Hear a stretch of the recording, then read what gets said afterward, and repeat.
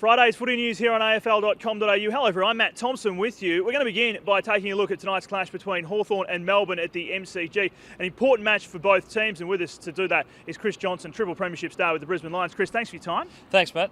Now, let's start with the D's. A really, really important game for them.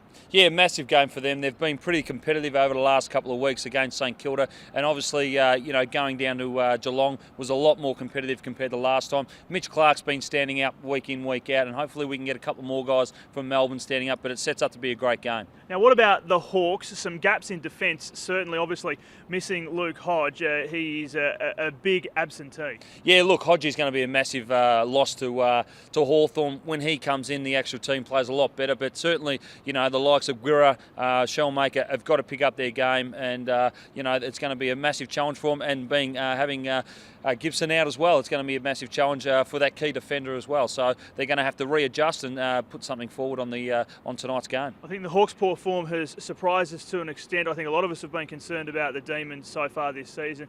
How do you think it's going to play out? Where's it going to be won and lost? Yeah, look, I think it's going to be played out in the midfield. I think Hawthorn's midfield will be just too strong to squeeze them down, and their forward line is just dynamic at the moment with obviously Rioli and Franklin up there, and we haven't had Roughhead chip in at all as yet. So there's a lot of guys that can step up and kick goals. The thing is, I don't know whether Melbourne's going to be able to kick a score where Hawthorn's going to be able to kick a score quite easily, Matt. All right, so your tip? Hawthorn. All right, Chris Johnson with us here on AFL.com.au. Let's take a look now at the rest of the day's footy news. And the Pies have flown out for Brisbane with a familiar face returning. Alan Didak all set for his first game of the season.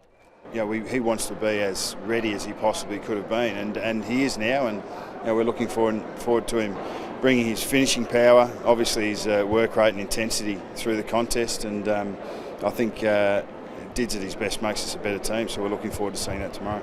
But Buckley says Dale Thomas just wasn't ready.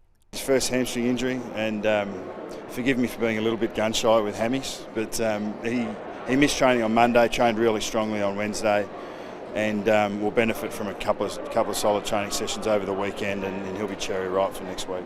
The Bombers taking no risks either, with Michael Hurley sitting out again.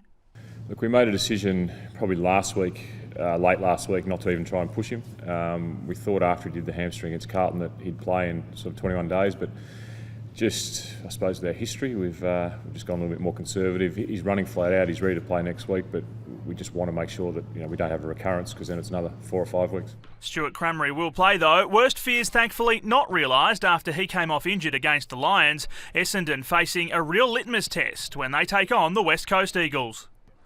It's big for our supporters. I think our members certainly haven't had a home game to come to of this magnitude so far this year. So for our supporters it's big, and for us internally it's big. We're playing the best team in the competition and top of the ladder, so we're keen to do well. League Chief Executive Andrew Demetriou has again launched a scathing attack on Optus, with the telco pushing for its legal stoush over mobile broadcast rights to be heard by the High Court.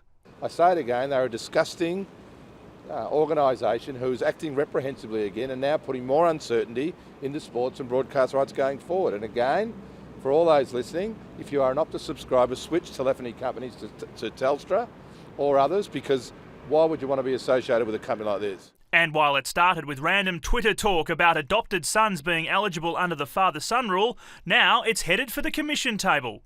We're not about any discrimination in any form, so now that it's been raised, I think we should look at it sensibly.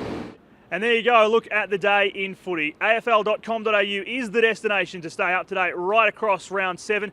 We'll have updates on all the action as it unfolds, plus full match reports and highlights. So click back across the weekend and we'll talk to you soon.